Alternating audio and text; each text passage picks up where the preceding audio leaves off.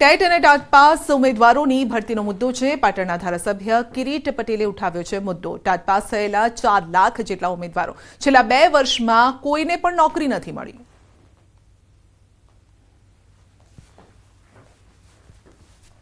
કુલ 3,97,000 એટલે કે 4 લાખ જેટલા ઉમેદવારોએ ટાટની પરીક્ષા આપી અને એની સામે જે ભરતી થઈ એની અંદર માત્ર ટેટ 1 ની અંદર 2300 અને ટેટ 2 ની અંદર 3378 2022 ની અંદર ભરતી કરવામાં આવી।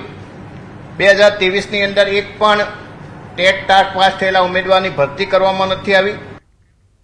લોકસભા ચૂંટણી પહેલા કોંગ્રેસમાં ભંગાણ।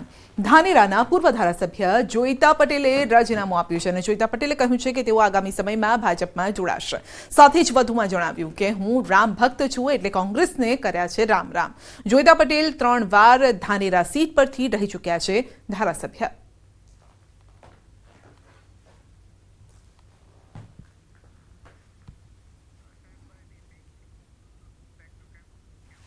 બનાસકાંઠામાં પડતર માંગણીઓને લઈને આશા વર્કર બહેનોએ કર્યા છે ધરણા। મોટી સંખ્યામાં આશા વર્કર બહેનોએ રેલી યોજી કલેક્ટર કચેરી પહોંચી 50% ટોપ વધારો અને અન્ય માંગણીઓને લઈને પ્રદર્શન કર્યું છે।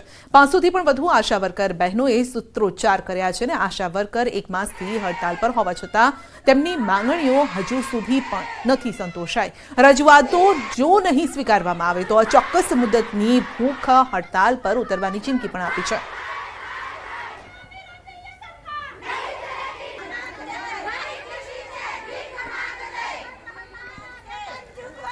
આ તરફ રાજકોટ જિલ્લાના ધોરાજીમાં મહિલાઓએ કર્યો છે ચક્કાજામ। કારણ હતું 10 દિવસથી રાધાનગર અને જૂના ઉપલેટા માર્ગમાં પાણી વિતરણ ન થવું। મહિલાઓના મતે વારંવાર પ્રશાસનને ફરિયાદ કરાઈ તેમ છતાં પણ તેમની ફરિયાદ ધ્યાને નથી લેવાતી। અંતે મહિલાઓએ પિત્તો ગુમાવ્યો અને અધિકારીઓને જગાડવા રસ્તા પર ચક્કાજામ કર્યો।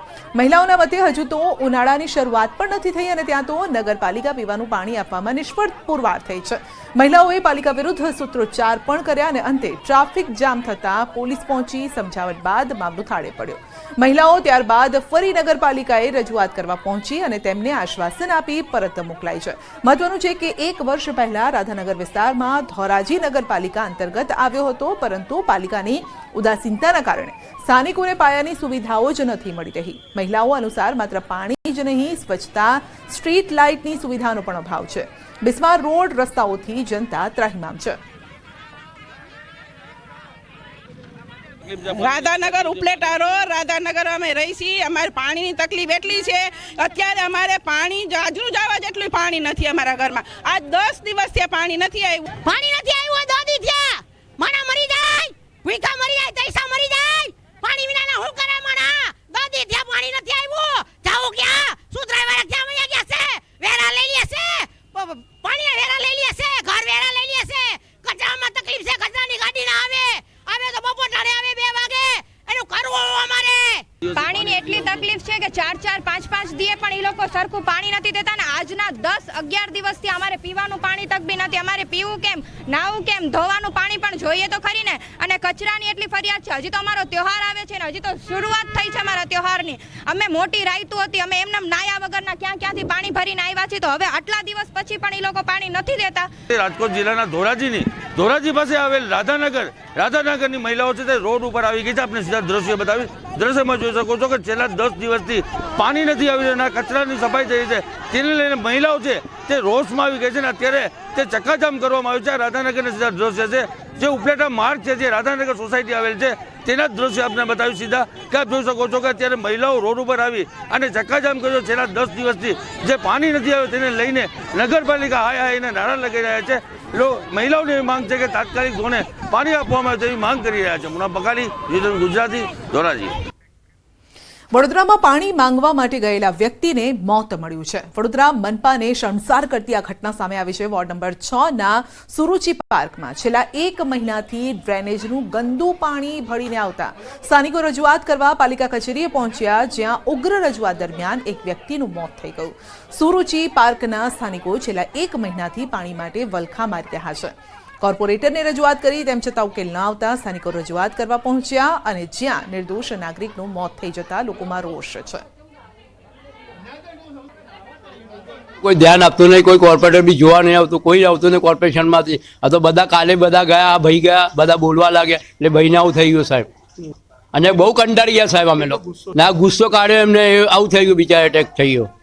ખાડા બી ખોદી રહ્યા છે, જો ના ખાડો પહેલી બાજુ ખાડા, હજુ 15 દિવસ છે, કોઈ ધ્યાન નહીં આપતું, કોર્પોરેટર કોઈ આવતું નહીં જોવા માટે. સુરુચિ પાર્કમાં પાલિકાએ ઠેર ઠેર ખાડા ખોદી નાખતા દૂષિત પાણીની સમસ્યા સર્જાય છે. અહીં મોટાભાગના લોકો સિનિયર સિટીઝન હોવાથી પાણી ભરવા જઈ શકે તેમ નથી અને બીજી તરફ રજૂઆત છતાં કોર્પોરેશન ટેન્કરથી પાણી નથી પહોંચાડી રહ્યું. શુદ્ધ પાણી આપવામાં નિષ્ફળ ગયેલું તંત્ર ગંદકી હટાવવામાં પણ નીરસ છે. વિસ્તારમાં ઠેર ઠેર ગંદકીનું સામ્રાજ્ય છે અને ત્યારે તંત્રના પાપે અહીંના લોકો નરકાગાર જેવી સ્થિતિમાં રહેવા મજબૂર બન્યા છે. લોકો વેરા પરસેવાના પૈસાથી વેરા ભરતા હોય તો પણ એમને ચોખ્ખું પાણી એક સમય પાણી આપતા હોય, 1 કલાક પણ તમે ચોખ્ખું પાણી આપી નથી શકતા. એટલે આ સત્તાધારી પક્ષના અધિકારીઓની અનવડતના લીધે આવી વડોદરા શહેરની પ્રજા હાલાકી ભોગવી રહી છે અને આવો બનાવ બહુ દુઃખદ ઘટના કહેવાય. આ તરફ તંત્ર પોતાની નિષ્ફળતા છુપાવવાના બદલે રજૂઆત કરતાના મોતને લઈને સ્થાનિકોને જવાબદાર ઠેરવી રહ્યું છે. સ્થાયી સમિતિના અધ્યક્ષે ભૂલ સ્વીકારવાના બદલે નાગરિકોના માથે દોષનો ટોપલો ઢોળી દીધો અને કોઈની ઉશ્કેરણીથી લોકો રજૂઆત માટે આવ્યા હોવાનો રાગ આલાપ્યો. સાથે જ દૂષિત પાણી માટે પણ સ્થાનિકોને જ જવાબદાર ઠેરવ્યા.